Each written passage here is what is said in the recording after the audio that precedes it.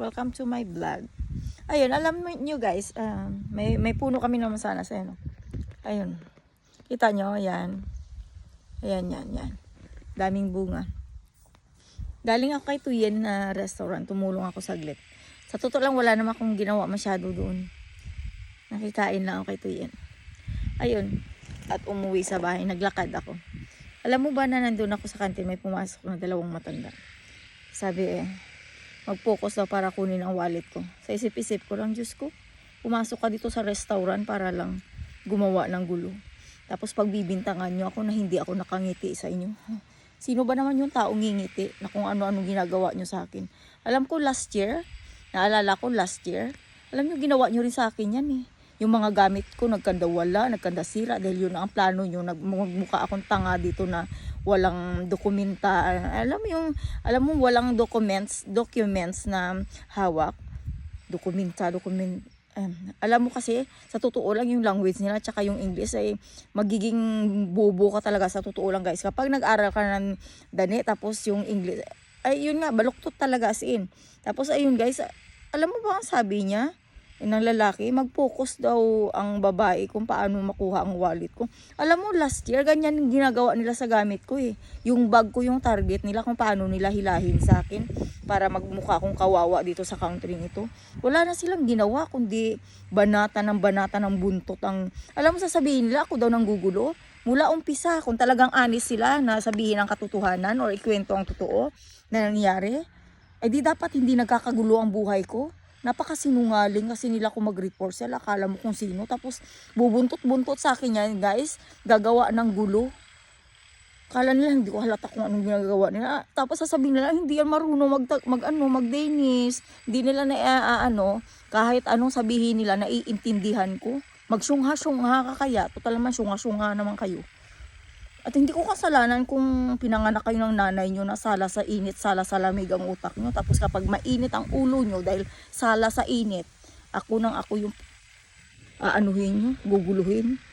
Ganyan ang senaryo ng buhay ko, hindi nyo ako tinitigilan. Tapos kapag ako, sinimangutan ko, simangot nga lang ang nagawa ko sa inyo. Sa totoo lang, dapat kinasuhan ko kayo ng pambabastos sa akin. Kahit sa public, binabastos nyo ako. Tapos sabihin nyo, kukunin nyo yung wallet ko, subukan nyo lang. Dahil pag ako nag-login doon kayo mo, sumanda kayo sa akin. Kala nyo siguro natutuwa ako sa inyo na yung cellphone ko, tinatarget nyo kung paano mawala sa akin para wala akong communication sa pamilya ko. Bakit? Kaya nyo akong patayin?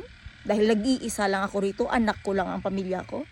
Marami akong kaibigan sa Copenhagen, tandaan nyo yan. Marami akong kaibigan kahit saan. Tatanggalan ng cellphone. Ulul nyo. Bakit yung cellphone nyo hindi nyo ipamigay? Yung cellphone ko gusto nyo pakialaman? Cellphone lang mayroon ako para makipag-communicate sa pamilya ko. Pero subukan yung hilahin sa akin. Kung hindi ko kayo ipa-wanted idiot sa buong mundo. Namumuro na kayo. Tawag kayo ng tawag ng gold digger. Saan yung manggad ko? Nakita nyo yung ipakita nyo sa Danske Bank kung ano yung pera ko. Kung magkano lang. Kung makabintang kayo sa akin, makanira kayo ng pagkatao ko, wagas. Hindi ako pinanganak ng nanay ko para babuyin nyo. Tandaan nyo yan. Punyeta, wala kayong galang sa akin. Pilipina ako. Iba ang culture ko. Kung kayo, pumupunta kayo doon sa dagat, nalabas ang puwet nyo, ibahin nyo ako. Wala akong pakialam sa inyo. Mag-focus ka kung paano kunin ang wallet. Ang kapal ang mukha mo. Matanda ka na, idiot pa rin ang utak mo. Kaya kung idiot ka, wag akong ginagago mong animal ka. Kaya ka siguro iniwanan ng Vietnam dahil masama ang ugali mo. Magkwento ka ng talaga, yung ex ko Vietnam, nagsama kami ng 14 years. Ay di wow. Pagkatapos ng 14 years, iniwanan ka, bakit? Yun ang tanong.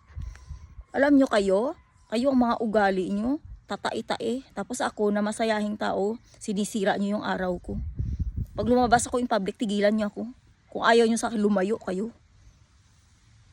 Kung yung iba dyan, ina-assist nyo kapag may katanungan, ganun ang gawin nyo sa akin. Dahil kung hindi, gaganunin ko rin kayo. Sana maranasan nyo lahat ng ginagawa nyo sa akin ngayon. Alam nyo kung bakit? Kung gaano nyo binaboy ang pagkatao ko. Yes, I want a private life. Kung gusto nyo ng private life, bigyan nyo ako ng privacy sa buhay ko.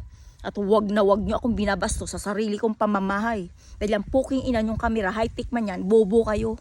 Alam nyo kung bakit? Dahil hindi kayo marunong rumispeto ng ibang culture sa country nyo. Tandaan nyo yan, gago.